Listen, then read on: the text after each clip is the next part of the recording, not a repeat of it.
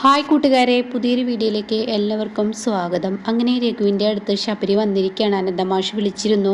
അപ്പോൾ അച്ഛൻ ഇങ്ങനെയൊക്കെ പറഞ്ഞു, ഇന്ദ്രേട്ടൻ്റെയും അനുചേച്ചിയുടെയും കല്യാണമാണ് പറഞ്ഞു എന്ന് പറയാൻ കേട്ടോ. അപ്പോൾ അത് കേൾക്കുന്നതിനോടുകൂടി ഉടൻ തന്നെ രഘുവിന് സങ്കടമാവുന്നുണ്ട്. അപ്പോൾ രഘുവേട്ടനോട് വിളിച്ചാൽ കിട്ടാത്തത് കൊണ്ടാണോ എന്നെ വിളിച്ചത് എന്ന് ഞാൻ അച്ഛനോട് ചോദിച്ചു. അപ്പോൾ അച്ഛൻ പറയണം, അതുകൊണ്ടൊന്നല്ല, അവനെ അറിയിക്കണം എന്ന് തോന്നിയില്ല, എനിക്ക് നിന്നെ അറിയിക്കാനാണ് തോന്നിയത്. നീ അത് ചെയ്യാൻ എനിക്ക് വല്ല ബുദ്ധിമുട്ടുണ്ടോ എന്ന് ചോദിക്കാനായിട്ട്. അത് കേൾക്കുന്ന ശബരി, എന്താ വെച്ചാൽ എനിക്ക് അങ്ങനെ ഒരു ബുദ്ധിമുട്ടില്ല, രഘുവേട്ടൻ്റെ സാന്നിധ്യത്തിൽ ഞാൻ ഇതെല്ലാം ചെയ്തോളാം, അതൊക്കെ നിൻ്റെ ഇഷ്ടം, അതൊന്നും എനിക്കറിയണ്ട എന്നും പറഞ്ഞ് അനന്തമാഷ് ഫോൺ കട്ട് ചെയ്യാൻ കേട്ടോ. എന്നാൽ ഈ സമയം രഘു ഇതൊക്കെ കേൾക്കുമ്പോൾ രഘുവിന് സങ്കടമാണ്. രഘു പറയാണ്, അമ്മാവൻ എന്നെ മനഃപൂർവ്വം അപമാനിക്കുകയാണ്, ഒറ്റപ്പെടുത്തുകയാണ്, അതെനിക്ക് വലിയ വേദനയാണ്, എന്തിനാണ് അമ്മാവൻ എന്നോട് ഇങ്ങനെയൊക്കെ ചെയ്യുന്നത്. അപ്പോൾ ദാസ് പറയണേ, എടാ നീ പഴയതുപോലെ അല്ലല്ലോ, ഒരു ഉത്തരവാദിത്തമായിട്ട് നിനക്കൊരു കമ്പനിയും കാര്യങ്ങളൊക്കെ ഉണ്ടാകുമ്പോൾ ആ സമയം നിനക്ക് തിരക്കായിരിക്കും എന്ന് കരുതിയിട്ടായിരിക്കും അണ്ണൻ അങ്ങനെയൊക്കെ ചെയ്തിട്ടുണ്ടാവുക. അപ്പോൾ രഘു പറയണ, അല്ലല്ല, ഇതൊക്കെ ഒരു തരം ഒറ്റപ്പെടുത്തൽ തന്നെയാണ്, അത് വല്ലാത്ത വേദനയാണ് എന്നൊക്കെ പറയുമ്പോൾ ഉടൻ തന്നെ, അല്ല നിങ്ങൾ തമ്മിൽ ഇനി എന്തെങ്കിലും പ്രശ്നമുണ്ടോ എന്ന് ചോദിക്കാനായിട്ടാണ്. അത് കേൾക്കുന്ന ദാസ് പറയും, ഇവർ തമ്മിൽ എന്ത് പ്രശ്നവും, ഒരു പ്രശ്നവും ഇല്ല എന്ന് പറയുന്നുണ്ട്. ഇവൻ ഇങ്ങനെയൊക്കെ പറയുന്നതാണ്, എന്തായാലും ശബരിയോട് വിളിച്ച് പറഞ്ഞല്ലോ, നിൻ്റെ സാന്നിധ്യത്തിൽ ഇങ്ങനെയൊക്കെ ചെയ്യാമെന്ന് പറഞ്ഞല്ലോ. അപ്പോൾ രഘു പറയാണ്, ഇക്കാര്യം അമ്മാവൻ ആലോചിക്കുന്നത് പോലും എന്നോട് ചോദിച്ചിട്ടാണ്, എന്നിപ്പോൾ അമ്മാവൻ എന്നോട് ആലോചിക്കുക പോലും ചെയ്യാതെ സ്വന്തമായ തീരുമാനം അമ്മാവൻ എടുത്തെങ്കിൽ ഞാൻ അമ്മാവന് അധികം പറ്റായി എന്ന് എനിക്ക് മനസ്സിലായി എന്ന് പറയാനായിട്ടോ.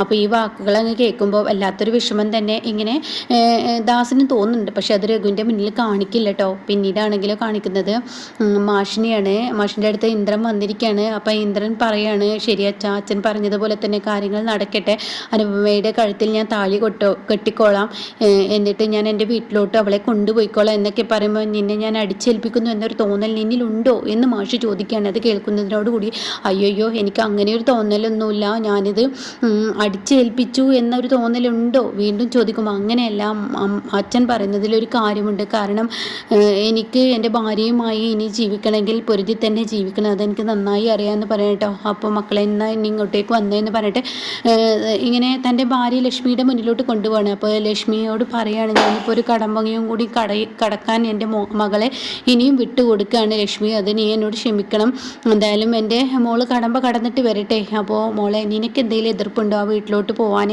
അപ്പോൾ ഉടൻ തന്നെ ഇന്ദ്രേട്ടനും അതുപോലെ എൻ്റെ മോനും ഉണ്ടെങ്കിൽ എനിക്ക് എന്ത് പേടി, എനിക്ക് അങ്ങനെ ഒരു പേടിയില്ല എന്ന് പറയാൻ കേട്ടോ. അപ്പോൾ ഈ വാക്ക് കേൾക്കുമ്പോൾ ഉടൻ തന്നെ മാഷ് പറയണേ, എന്നാൽ എൻ്റെ മക്കൾ പറഞ്ഞതുപോലെ തീരുമാനിച്ചോ, ഇനി ഇന്ദ്രനെ ഇറങ്ങിക്കോ എന്ന് പറയണേ. അങ്ങനെ ഇന്ദ്രനെ പറഞ്ഞു വിടണം കേട്ടോ. പിന്നീടാണെങ്കിൽ സുശീലയാണ് കാണിക്കുന്നത്. പെട്ടെന്ന് ആ ഉമ്മറത്തിരുന്ന് സുശീല ഉറങ്ങിയിരിക്കുകയാണ്. അങ്ങനെ സുശീല മയക്കത്തിൽ നിന്നും പെട്ടെന്ന് എണീക്കുകയാണ്. അപ്പോൾ ഈ സമയം കാണുന്ന കാഴ്ച സുശീല കാക്ക കരയുന്നതായിരിക്കും. അപ്പോഴേക്കും ഈ വീട്ടിൽ നിന്ന് ഒരു ശബ്ദവും കേൾക്കുന്നില്ലല്ലോ എന്നിങ്ങനെ സുശീല ചിന്തിക്കുന്നുണ്ട്. ഇവറ്റങ്ങളൊക്കെ എവിടെ പോയി കിടക്കുകയാണ് എന്നിങ്ങനെ സുശീല ചിന്തിക്കുന്നുണ്ട്.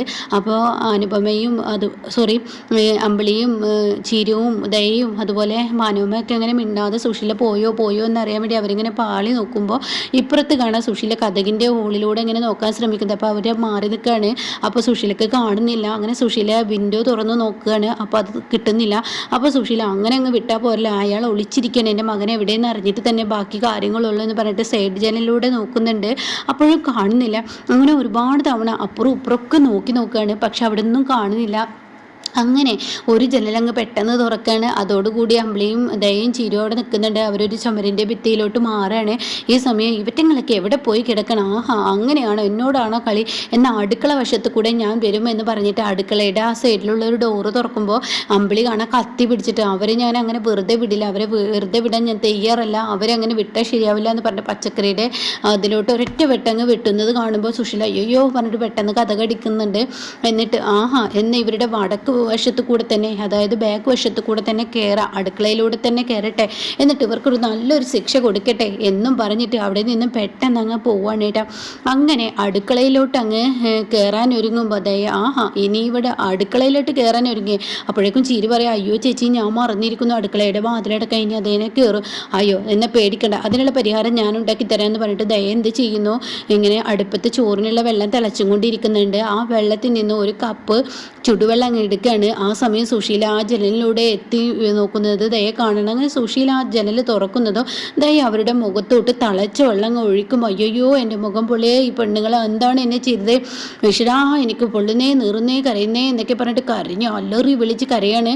അങ്ങനെ പാനുമ്മ പറയണേ ദയ ഇത് തീക്കളിയാണല്ലോ, ഇനി സുശീല ഇതിമേ പ്രശ്നമാകുക. അപ്പം അമ്പിളി പറയണ ഇവരൊന്നും ഉണ്ടാക്കില്ല, എന്തായാലും അവർക്കത് കിട്ടേണ്ട ശിക്ഷ തന്നെയാണ്. ഇങ്ങനെ ഒരാളുടെ അനുവാദം ഇല്ലാതെ അങ്ങനെ വടക്കുവശത്ത് കൂടെ വരുന്നത് ശരിയല്ല.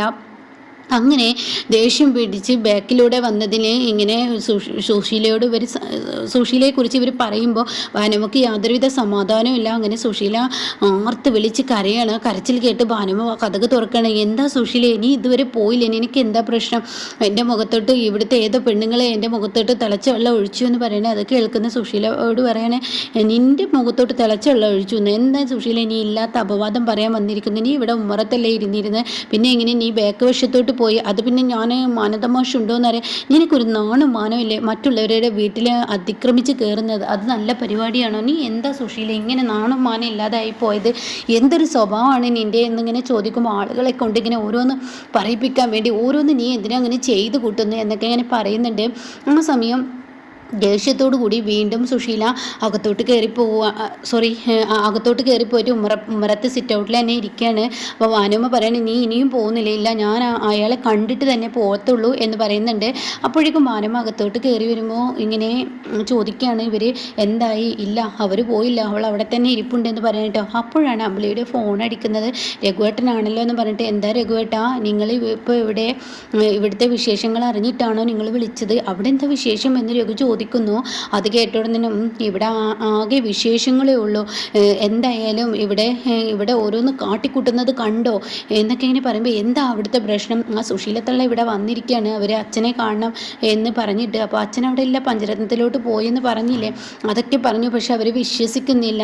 എന്തായാലും അവർ ബാക്ക് വശത്ത് കൂടെ വന്നിട്ട് ദയ തിളച്ച വെള്ളം മുഖത്തോട്ട് ഒഴിച്ചു എന്നൊക്കെ പറഞ്ഞിട്ട് അവർ അലറി വിളിച്ച് കരയുന്നുണ്ട്. അപ്പോൾ അത് കേൾക്കുമ്പോൾ ശബരിക്ക് അത്ര ഇഷ്ടപ്പെടുന്നില്ല കേട്ടോ. ഒരു വയസ്സായ സ്ത്രീയോട് ചെയ്തത് അത്ര ശബരിക്ക് ഉൾക്കൊള്ളാൻ കഴിയുന്നില്ല കേട്ടോ. അങ്ങനെ ഈ സമയം ദയ എന്തായാലും കണക്കിന് കൊടുത്തു എന്ന് പറഞ്ഞിട്ട് ഇവരൊക്കെ പറഞ്ഞ് ചിരിക്കുന്നുണ്ട് കേട്ടോ. അങ്ങനെ ഫോൺ കട്ടാക്കുന്നതിന് മുന്നേ ഞാൻ നിങ്ങളോട് ഒരു വിശേഷ കാര്യം പറയാനാണ് വിളിച്ചത്. അനുവും ഇന്ദ്രനും തിരിച്ചു വന്നിരിക്കുന്നു, എവിടോട്ട് എന്ന് ചോദിക്കുമ്പോൾ പഞ്ചരത്നത്തിലോട്ട്.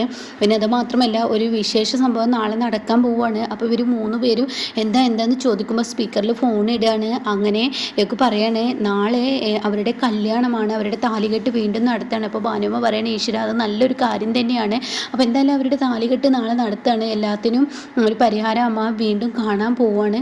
ആണോ, എന്നാൽ തള്ള ഇവിടെ ഇരിപ്പുണ്ട് എന്നിങ്ങനെ പറയുന്നുണ്ട്. എന്തായാലും ആ തള്ള കേൾക്കണ്ട, നിങ്ങൾ പതിയെ സംസാരിക്കുമെന്ന് പറഞ്ഞ് ഫോൺ കട്ട് ചെയ്യുന്നുണ്ട് കേട്ടോ. അങ്ങനെ ഈ സമയം ദയ പറയണേ ആ തള്ള അവിടെ ഇരിപ്പുണ്ട് മകനെ കാണാൻ വേണ്ടി, അപ്പോൾ നാളെ താലികെട്ട് നടത്തിയിട്ട് എന്ത് കാര്യം, ആ തള്ള അത് നടത്താൻ സമയക്കൊന്നും എനിക്ക് തോന്നുന്നില്ല എന്നൊക്കെ പറയുമ്പോൾ ഇവിടെ തന്നെ ഇവർ പറയാണ് അതൊക്കെ ഇനി നടക്കും, ഇന്ദ്രനാകെ മാറിയിട്ടുണ്ട് എന്നുള്ള ആ ഒരു ഇത് പറയുന്നു കേട്ടോ. അപ്പോൾ ചിരി പറയണ താലികെട്ട് നടക്കുമ്പോൾ എനിക്കത് കാണാനുള്ള ഭാഗ്യം ഉണ്ടാവില്ലല്ലോ ഈശ്വര, എന്തൊരു വിധിയാണ് എൻ്റെ, കാരണം ഞാനിപ്പോൾ ഗർഭിണിയല്ലേ എന്ന് പറയുമ്പോൾ ആര് പറഞ്ഞു അമ്പലത്തിന് പുറത്ത് വെച്ച് താലി കെട്ടുമ്പോൾ നിന്നെ പോലെയുള്ള പെണ്ണിനൊക്കെ കയറാം, അമ്പലത്തിനുള്ളിലോട്ട് കയറാനാ പാടില്ല. അതപ്പോൾ അത് കേൾക്കുന്ന ചിരുവിന് ഒരുപാട് സന്തോഷമാവാണ് കേട്ടോ. പിന്നീട് ഇന്ദ്രൻ തൻ്റെ വീട്ടിലോട്ട് തിരിച്ചു വരുന്ന ആ ഒരു രംഗമാണ്. അപ്പോൾ ഇന്ദ്രനെ കാണുമ്പോൾ പ്രതിഭയും സത്യനും സോനയും ശ്യാമൊക്കെ പുറത്തിറങ്ങി വരികയാണ്. അപ്പോൾ ഇന്ദ്രനാണെങ്കിൽ നല്ല ഗൗരവത്തിലാണ് കയറി വരുന്നത്. അങ്ങനെ ഇന്ദ്രനെ കണ്ടുടനെ സത്യം ചോദിക്കുകയാണ്, ഇന്ദ്രട്ടൻ എന്ത് പണിയാണ് ചെയ്തത്, ഒന്ന് വിളിച്ചിട്ട് പോവായിരുന്നില്ലേ? അപ്പോഴേക്കും സോന പറയുന്നു പറഞ്ഞിട്ട് പോവായിരുന്നില്ലേ, അനുചേച്ചി എവിടെ, ഇന്ദ്രട്ടൻ എങ്ങോട്ടാണ് പോയത്? അപ്പോൾ സോനയോട് പറയണേ ഞാനൊരു കൊച്ചു കുഞ്ഞൊന്നല്ലല്ലോ, ഒരു ദിവസം മാറി നിൽക്കുന്നത് കൊണ്ട് ഞാൻ ഇങ്ങോട്ടേക്ക് വിളിക്കണം എന്താ തീരുമാനം?